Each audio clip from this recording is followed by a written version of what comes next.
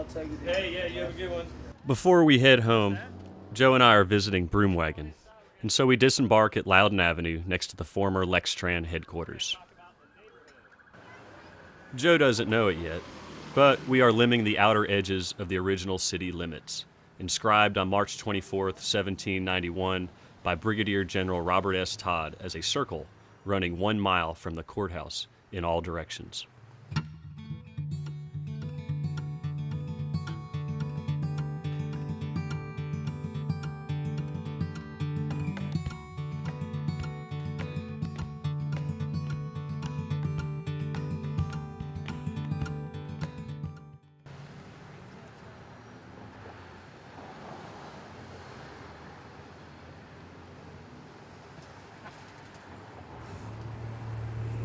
All right, we got a walk sign?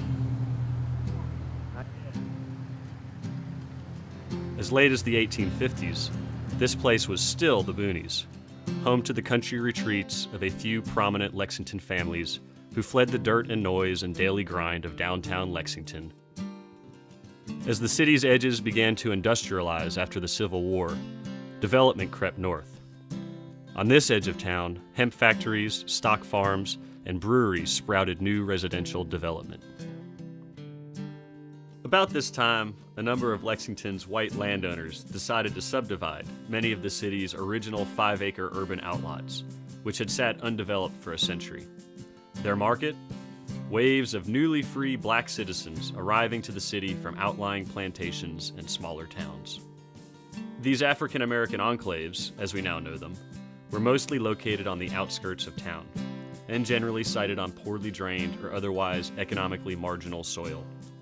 Brucetown, at 7th and Limestone, was one such enclave.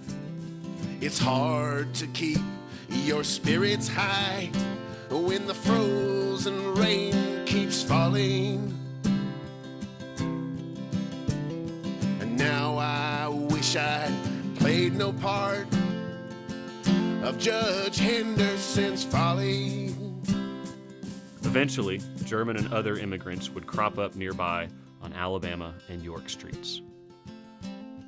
By the 1880s, this boony northern edge of the city was filling with a multi-ethnic underclass that drank beer from Louise Art Brewery, wove rope at the Bruce Hemp Factory, slaughtered cattle at W.T. Withers Stock Farm, attended political rallies by leading Republican politicians, and otherwise raised families and lived lives of joy and sadness, relaxation and strife.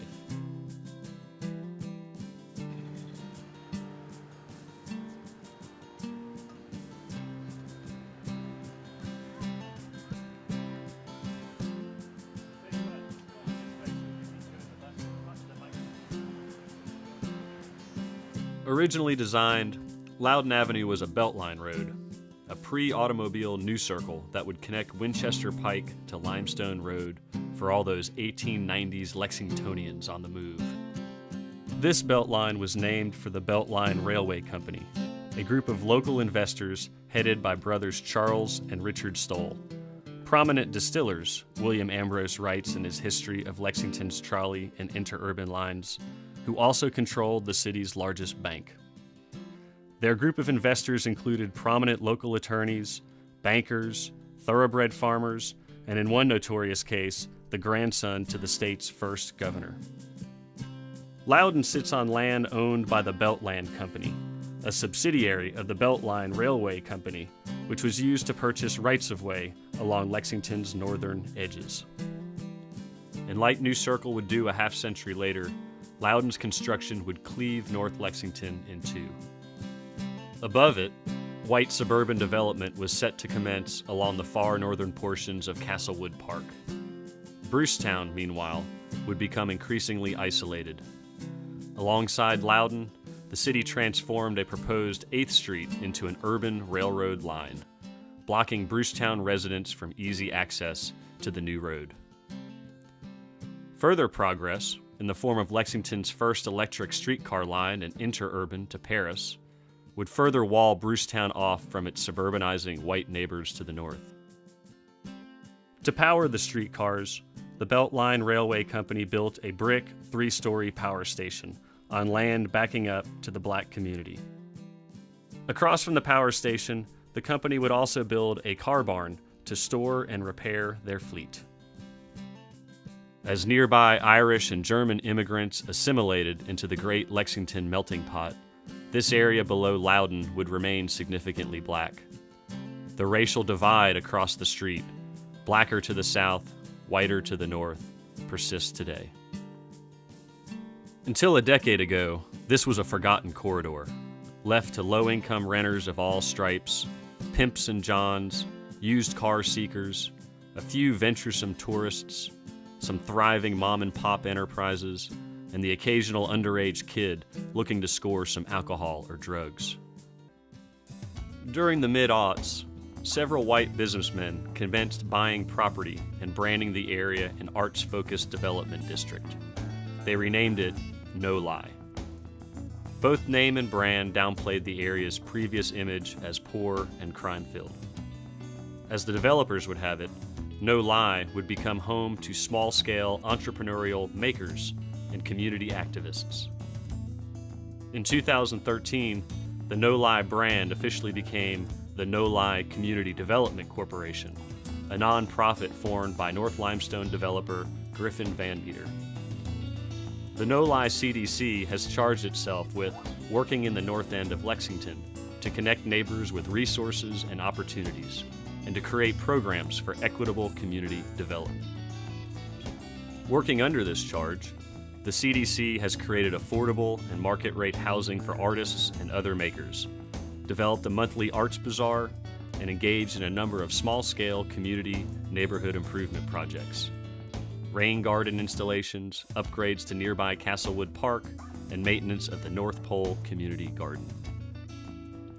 Publicly, Noli, I prefer the grammatically correct pronunciation, is celebrated by area leaders as a progressive model of community uplift, a creative class success story. Now a decade into its transformation, the North Limestone commercial corridor has filled with new enterprises, and demand has skyrocketed along its arterial residential streets. To use the language of urbanists, the corridor's vibrancy has soared.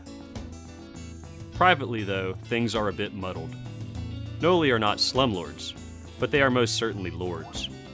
In this community with few resources and a median income of under $20,000, the CDC has secured over $1.5 million in public and private grants, making it, almost since its inception, one of the richest organizations along the North Side.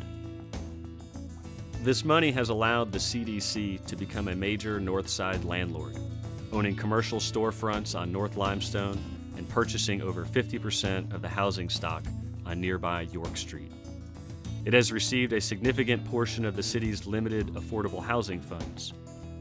Much of the city's grant money earmarked for Northside water quality, economic opportunity, and public art projects are delivered to Noli, which then distributes that money according to how they see fit. The CDC's investments are notably intermingled with the same private business owners who form the Noli brand. Often, the lines between public uplift and personal gain seem intentionally muddled. Whatever its benefits, the effect is one of neighborhood curation, a network zone of generally empowered, like-minded actors. Even Lextran has not been immune.